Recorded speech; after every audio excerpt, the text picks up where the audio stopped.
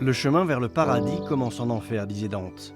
Ici, c'est un petit paradis sur la route de l'enfer.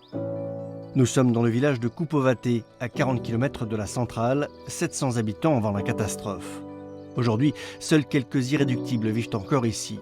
Parmi eux, Marouchia, 85 ans. Elle était là le jour de l'explosion avec sa famille. C'était terrible, vous savez. On était sous le choc, un choc immense. Ils nous ont dit qu'on partait pour 3 jours, alors on n'a rien emporté de la maison. Marouchia est revenue 1 an plus tard, un retour toléré par les autorités. Elle n'a plus jamais quitté sa maison depuis. Sa fille Olga, 63 ans, est restée à Kiev à 2 heures de route. Elle était enceinte quand c'est arrivé. Aujourd'hui, tout le monde est en bonne santé. Olga passe régulièrement livrer des denrées à sa mère.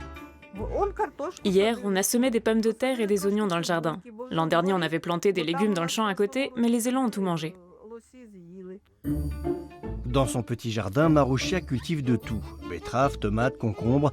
La vieille dame a même un puits dont elle boit l'eau, tout comme ses nombreux chats.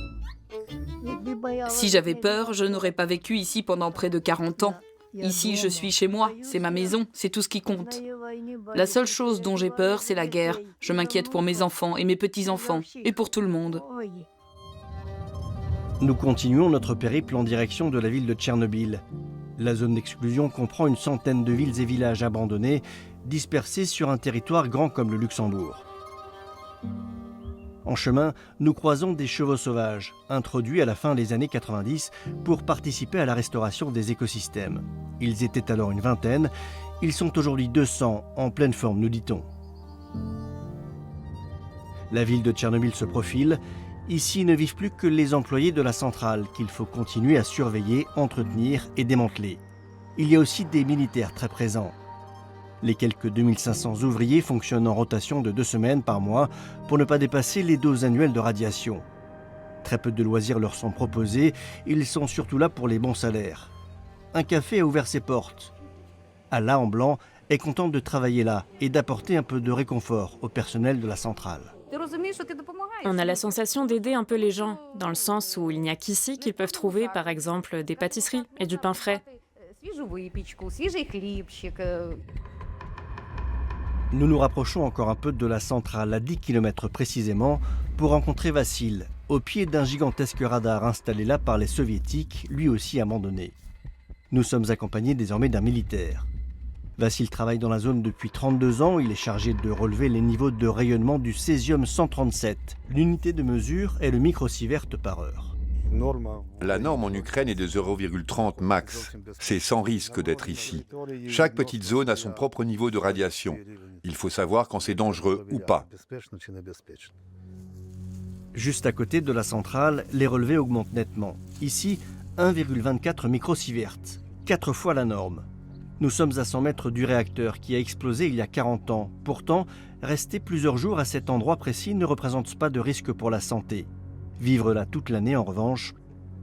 Mais ce qui inquiète plus notre militaire, ce sont les risques de bombardement. Sur l'enveloppe externe en acier, une petite réparation due à une attaque de drone. Il y a eu plusieurs tentatives visant à frapper le sarcophage. En fin de compte, elles n'ont rien donné.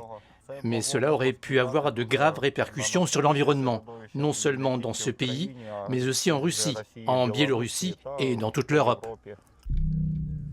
Nous finissons notre expédition par la visite de la fameuse ville de Pripyat, à 3 km seulement des réacteurs. Pripyat a subi une forte contamination dès les premières heures. La ville, construite uniquement pour les employés de la centrale, accueillait 50 000 personnes, évacuées le lendemain seulement de l'explosion. Temps pour les autorités soviétiques d'accepter l'ampleur de l'accident. Ici, le détecteur de Vassil s'affole par endroits, jusqu'à 44 microsieverts. Il ne faut pas rester là plus de 3 heures. Les animaux pourtant, comme les cerfs, fréquentent le site. Et à en croire Vassil, ils sont en bonne santé. Peut-être qu'ils n'ont pas le temps de développer des cancers, dit-il. La nature reprend ses droits, elle se régénère. Je n'ai vu aucune mutation, personne n'en a vu. Il faut croire que les radiations et la nature peuvent coexister. La nature, aidée par l'absence d'humains aussi. Même si certaines petites espèces comme les oiseaux ou les rongeurs sont, paraît-il, plus touchées. Mariusz, elle, semble résister contre vents et marées, Mais elle va devoir attendre pour un retour à la normale. Certaines radiations mettront plus de 30 000 ans à disparaître.